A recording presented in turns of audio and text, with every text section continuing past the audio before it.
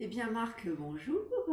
Nous sommes heureux avec Emmanuel bien de t'interviewer pour la sortie de ton premier livre. Donc on est content pour toi. Après toutes ces années de recherche, d'enthousiasme autour de l'astrologie, toutes ces consultations que tu as pu faire, d'aboutir ce livre dont tu vas nous parler pendant cette interview. Est-ce que déjà peut-être tu peux nous montrer la couverture du livre avec son Mhm. format original Mhm. d'ailleurs, pour que voilà, nos auditeurs puissent voir à quoi il ressemble. Mhm. Oui, Et donc il s'appelle Les les nouveaux nouveaux degrés degrés symboliques. symboliques. Mhm. Tout d'abord, merci à toi Virginie et puis à toi Emmanuel de m'interviewer, de me donner l'occasion d'en parler et merci de votre soutien de la même manière. Et effectivement, oui, je peux vous montrer la couverture. Donc voici. Ouais, très bien. Voilà. Donc une femme, c'est ça, qui souffle sur un livre. Qui s'ouvre sur un livre et duquel tout un nombre de symboles, d'images s'échappent comme s'il voulait partir depuis le livre, depuis ce qui Mhm. était écrit dans les mots du livre à la rencontre des gens, du monde, de la Mhm. nature, de l'environnement. Voilà. Très bien, donc tu nous le montreras tout à l'heure plus en détail. Et là, est-ce que pour les personnes qui ne te connaissent pas, est-ce que tu Mhm. peux nous dire en quelques mots ton parcours astrologique? Mhm. Oui, alors c'est un parcours qui a démarré sur les terres de Bretagne il y a 50 ans maintenant. Bon Et anniversaire! merci. Et donc, dans ce parcours, en fait, moi j'ai toujours aimé deux choses très fortement. La nature, d'un côté, donc les quatre éléments, la terre, l'eau, l'air, le feu. Et sur les terres de Bretagne, c'est vrai que les éléments sont très présents, sous forme plus de lumière que de chaleur. Mais en tous les cas, c'est très vivant, la nature est très forte. Et puis, j'ai énormément aimé tout ce qui était le monde de la connaissance. Donc, très très jeune, tout ce qui était la lecture, mais les images m'ont beaucoup parlé. Et j'ai découvert vraiment l'astrologie pour mes 20 ans.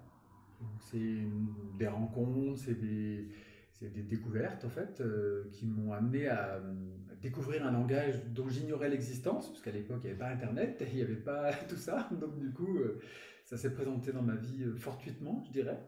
Pas si fortuitement que ça. Et ce que j'ai aimé directement dans l'astrologie, c'était de découvrir un langage qui en fait parlait de l'être humain, de qui je suis, de qui on peut être, de la nature, des cycles, des saisons, de l'histoire, des parties du corps humain en rapport avec des signes du zodiaque. Enfin, c'est comme si ça s'adressait à tout, comme une sorte de langage universel. Voilà. Mhm. Et c'est à D'accord. partir de ce coup de cœur, si je puis dire, de cette rencontre extérieure-intérieure avec l'astrologie que je me suis mis à l'étudier comme vraiment avec passion, avec joie, avec... ouais. Et donc tu t'es formé tout seul par la lecture ou est-ce que tu as été enseigné par quelqu'un? Les deux. À la fois, c'est un chemin un peu autodidacte au début, c'est-à-dire que quand j'ai découvert ce langage-là, j'ai eu envie de l'apprendre en fait. Donc là, il y a eu des découvertes de livres en premier, Mhm. notamment et surtout centralement les livres de Pierre Lassalle en astrologie qui, dans le courant des années 80, début 90, a fait toute une collection de livres qui étaient complets, plein de recherches et surtout tournés vers une astrologie, comment on pourrait dire, euh, Global? oui, globale, mais Il y a... c'est plus que ça, c'est-à-dire évolutive, dans Ouais. lequel en fait il y a des solutions et non Mhm. pas notre thème il est comme ça et donc je suis condamné et puis j'ai pas de chance parce que j'ai pas cette planète elle est pas bien et ce signe il est pas bien chez moi, etc. Mhm. C'était tout le contraire. C'était un Mhm. langage clair, confiant, qui donnait de l'énergie, on pourrait dire. Ouais, ouais, pour avancer. Oui, pour avancer, exactement. Mhm. D'accord. Et ça a été l'auteur de référence. Et après, j'ai continué mes recherches avec d'autres auteurs, mais c'était l'auteur central duquel D'accord. j'applique et je mets en pratique son astrologie, qui était appelée astrologie holistique à l'époque et qui diffuse sous le nom d'astrologie sophianique aujourd'hui. D'accord. Mm. Et donc après, toutes ces années, tu as fait quoi? Des consultations, des cours, des ateliers? Oui, au début, en bon petit poisson dans mon bocal, c'était Ah bah plus, voilà, comme ça on sait que tu es poisson. c'était plus l'étudier. C'était seul, et c'était à travers la lecture, mais à travers la méditation en même temps. C'était un aller-retour entre lire, étudier, dessiner des thèmes, ressentir les planètes, les signes à l'intérieur, découvrir les cycles des saisons, etc. Et ça me donnait envie du coup d'en parler avec enthousiasme, en fait, beaucoup d'enthousiasme.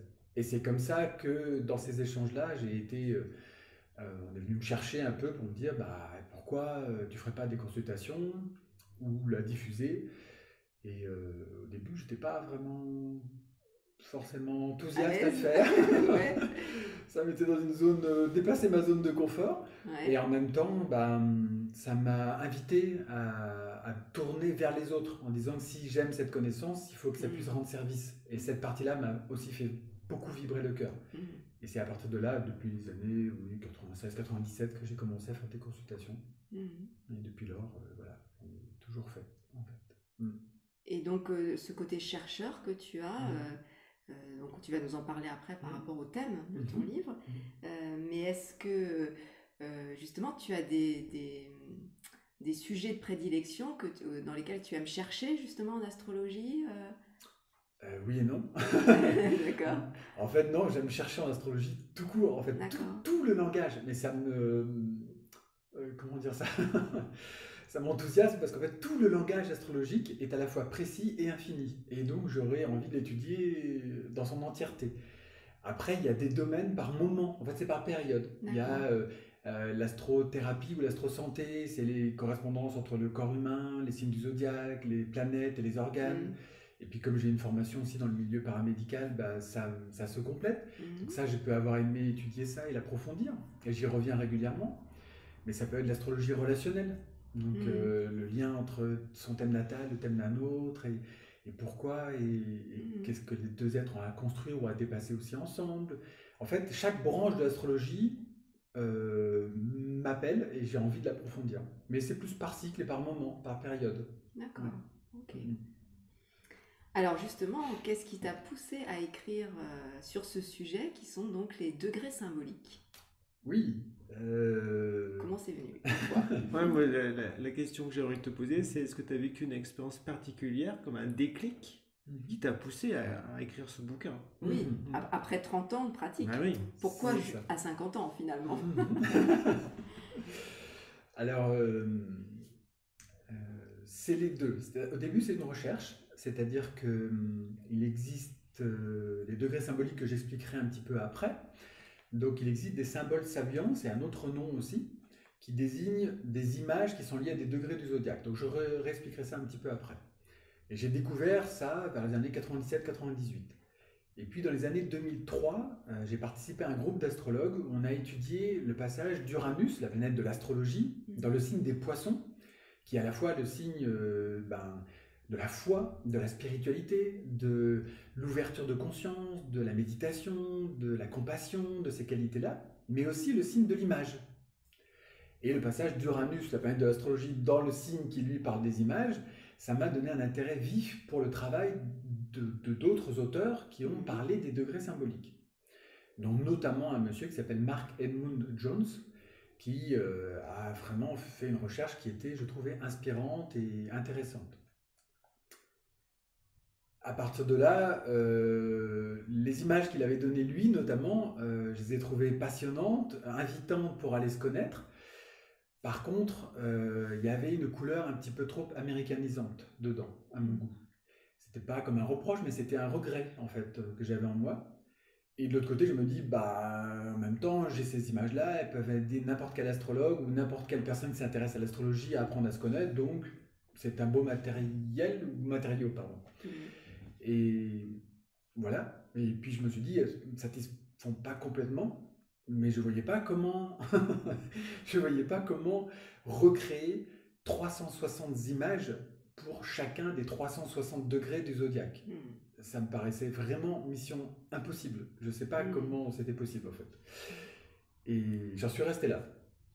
Des années 2003 environ, quand est paru ce dossier qu'on avait fait avec ses amis astrologues, jusque l'année 2019, où en fait, dans cette année-là, j'ai vécu une expérience forte,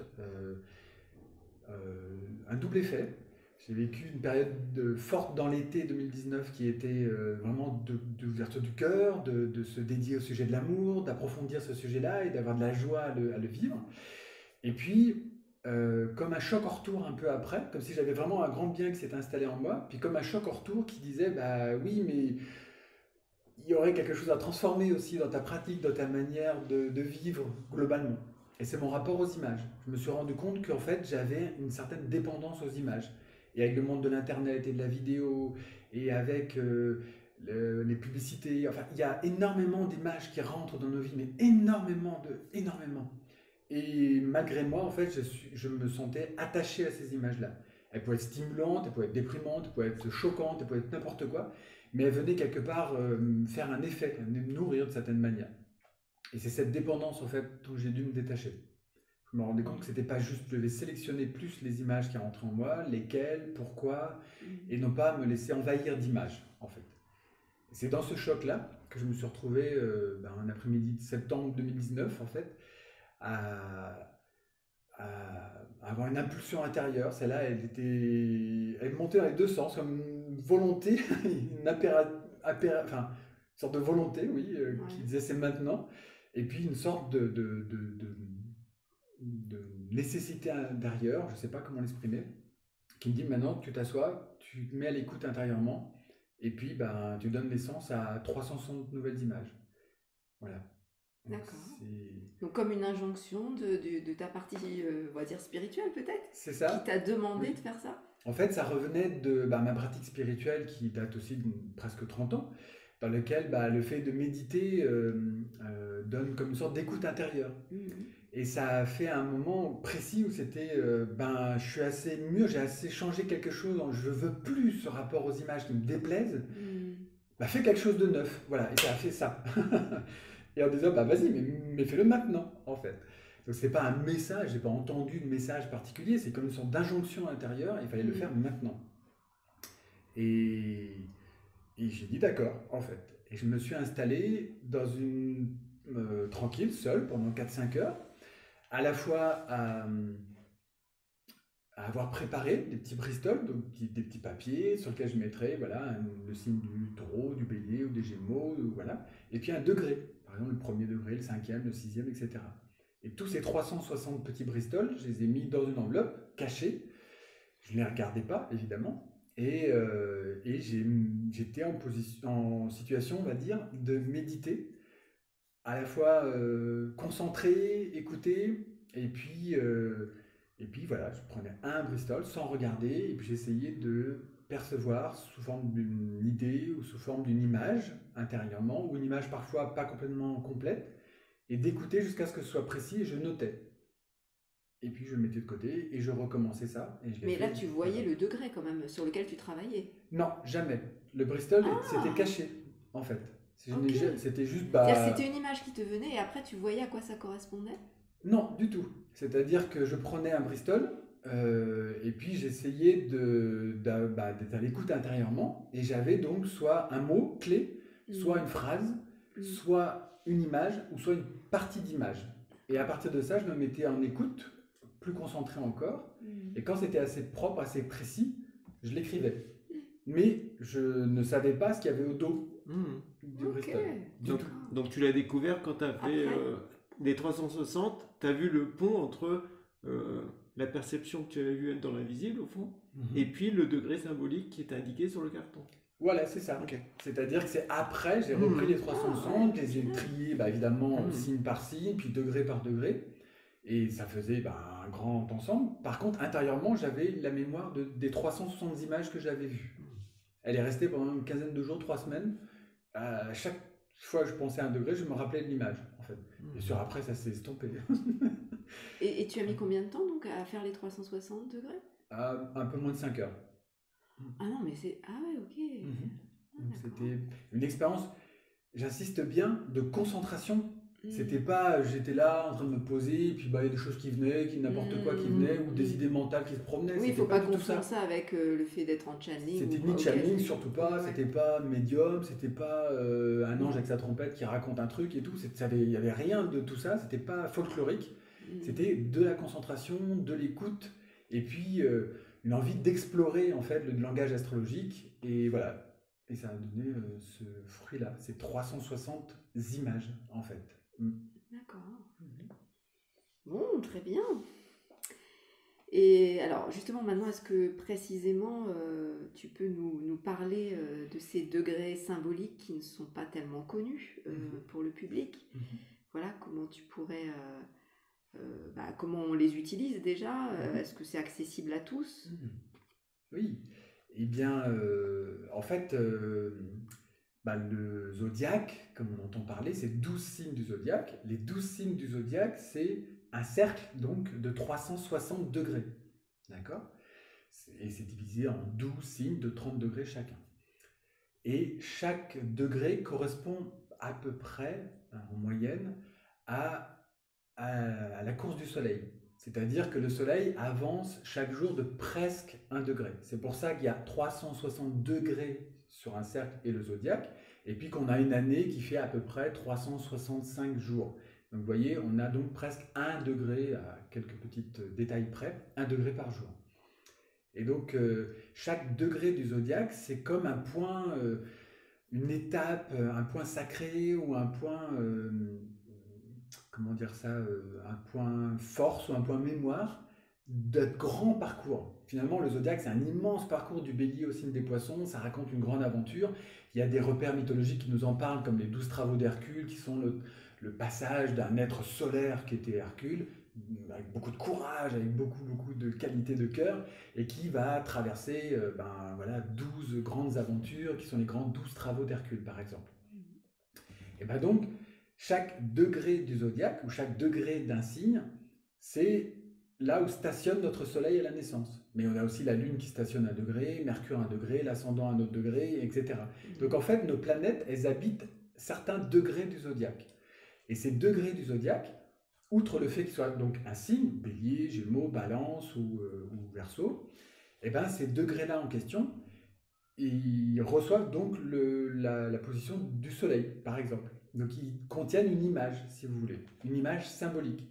L'idée d'une image, en fait, c'est pas de donner des réponses. Vous avez une image ou vous avez une réponse.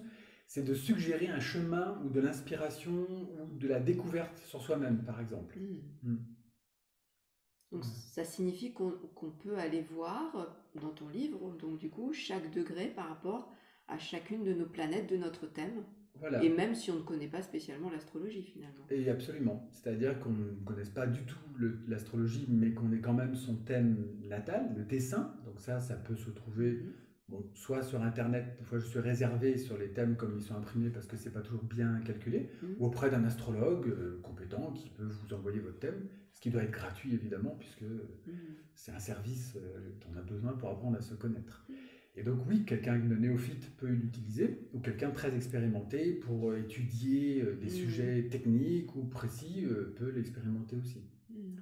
Donc pour bien redéfinir, un degré symbolique, c'est donc sur un degré une image qui est posée, et c'est une image symbolique. Elle raconte quelque chose. On pourra prendre un exemple ou deux peut-être. Oui, justement. Ça pourrait aider à illustrer. Tu veux nous montrer un peu au hasard. Ouais, voilà, au hasard, pour qu'on se rende compte. Voilà. Donc, par exemple, pour un degré qui est le 5e degré du taureau, par exemple, on a l'image symbolique suivante. En respirant, le yogi progresse dans la maîtrise de son art. Voilà. C'est une image symbolique. Alors, dessus, quelqu'un peut avoir son soleil, donc ça racontera quelque chose sur l'évolution pour cette personne dans sa vie, ça lui donnera comme un message, comme ça la poussera à se questionner, ça la poussera à s'interroger, oui, donc c'est ça, sur elle, sur ses efforts, sur là, cette notion de respiration, de maîtrise de son art, lequel, c'est quoi. Mais ça pourrait être une autre planète, ça pourrait être Mars, la planète de l'action, qui lui montre que là, respirer, c'est peut-être important pour maîtriser un peu sa volonté. Ça pourrait être une autre planète comme Vénus qui est liée à l'art, par exemple. Et là, la notion de maîtrise de son art aurait tout son sens pour la personne. Ça pourrait être l'ascendant, ça pourrait être d'autres choses. Voilà. D'accord, donc c'est une phrase qu'on peut se répéter ou creuser ou... D'accord. L'idée, c'est que ce soit une phrase un peu... Alors oui, qu'on puisse soit répéter en se disant... Si c'est notre degré de notre soleil, elle peut nous donner un peu l'image vraie de qui on est, par exemple, et nous donner un peu un indice par rapport à ça. Mais elle ne donnera pas une réponse complète. Une image ne donne pas la réponse de « Ah, j'ai une image de mon soleil, ça y est, je sais qui je suis ». Bien sûr que non. Il y a beaucoup trop d'informations, Oui, voilà. un grand nombre d'informations sur le thème qui fait que c'est la vision globale du thème qui aide à savoir qui on est, ce qu'on a à faire, etc. Mais ça peut donner un indice, ça peut donner une réponse. Et puis ça peut aussi donner un point de vue inattendu sur soi. Et ça peut faire du bien. Quand on a déjà, je suis comme ça, je suis comme ci, et puis tout d'un coup, un autre point de vue. Ah, ça c'est inattendu. Ça peut faire vibrer une autre corde de soi. Attends, j'ai une bonne question. Le jour où tu as donné naissance, parce que tu avais cette connexion avec le monde spirituel, degré symbolique, tu étais à quel endroit? Est-ce que l'image symbolique correspondait à ton expérience en fait? Je n'ai jamais regardé. Alors ça me rend curieux, il faudrait que je le fasse parce que je connais la date évidemment, le jour où je l'ai fait. Dans mon thème personnel, ça correspondait à ce qui s'appelle aussi l'inversion des nœuds lunaires. En fait, ça correspondait au jour près et à l'heure près d'un transit astrologique qui concernait mon thème. Et les nœuds lunaires sont liés à la destinée, donc voilà, étant à ce point-là amoureux de l'astrologie, de la connaissance de soi et d'arriver dans l'inversion des nœuds lunaires qui parle de mon évolution, on dire bah tiens, il est temps de donner quelque chose. Voilà, j'étais vraiment au rendez-vous. J'ai eu la chance d'être au rendez-vous d'un moment de ma destinée par rapport à ça. Mais ta question me rend très curieux de savoir quelle était. Je sais que c'était sous le signe de la Vierge parce que c'était en septembre, mais je n'ai aucune idée du degré exact. D'accord. Et donc, alors, est-ce que tu peux nous montrer quelques pages peut-être de ton livre, nous expliquer comment il est structuré, comment la personne novice ou même un astrologue peut rentrer dans ton livre et s'en servir? Oui, juste avant, et pour préciser sur ta question d'avant aussi, c'est que je donne dans le livre volontairement un chapitre mode d'emploi précis. Voilà, en disant voilà, mode d'emploi, comment lire les degrés, pourquoi, le temps de prendre son temps et de ne pas lire 10 degrés d'un coup, sinon ça va faire plein d'images dans la tête, c'est n'importe quoi, il faut prendre son temps en fait, pour bien les apprécier, pour que ça fasse un écho en soi. Et puis j'essaye de donner comment l'utiliser en astrologie prévisionnelle, c'est-à-dire le thème annuel, la révolution solaire, ou dans le thème relationnel. Voilà, j'essaie de montrer toutes les pistes d'utilisation possibles, en fait. Voilà. C'était pour moi un pratique qui est ce chapitre très très très pratique, en fait, dedans. Voilà. Et il y a beaucoup d'exemples d'illustrations aussi, pour montrer dans le thème de créateurs, d'initiés, ou de gens qui ont réalisé une œuvre, quand on voit le degré qu'ils portaient dans leur thème sur, par exemple, la planète Mercure, pour Victor Hugo, qui est un auteur extraordinaire, et qu'on voit le degré symbolique, c'est très touchant. Jules Verne ou d'autres initiés, Peter de Neuf, ou des gens comme ça, qui ont contribué à quelque chose de significatif. En tout cas, ça donne envie d'aller chercher son soleil, sa lune. Tout à fait. Et puis, j'insiste, de prendre le temps à la fois de dire oh ouais, j'ai envie de me connaître, je voudrais découvrir un peu des images symboliques qui évoquent quelque part mon monde intérieur, et puis qui fassent une connexion entre ma tête et mon cœur, parce que c'est ça une image, ça aide à relier la tête et le cœur, parce qu'on peut juste la contempler avec le cœur, mais on peut aussi l'analyser avec la tête, puis on peut associer les deux. Donc ça, c'est quelque chose qui fait du bien, qui harmonise quelque part, parce que voilà, c'est plusieurs parties de son être qui participent à ça, avec lesquelles on peut apprendre à se connaître en fait. Tu me dis que je... Vas-y.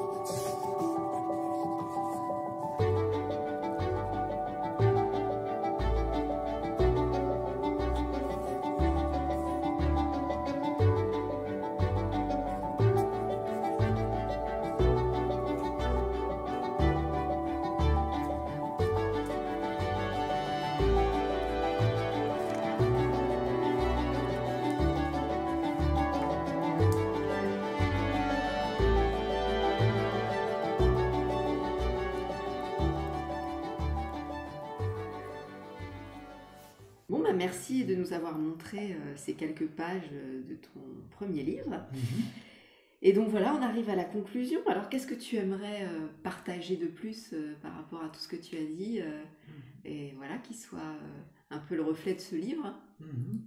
Bah, je crois qu'il y aurait deux choses. Il y en a une et qui a donné du coup naissance à un chapitre qui s'appelle La guerre des images, volontairement, parce que notre monde est rempli d'images, mais incroyablement. Et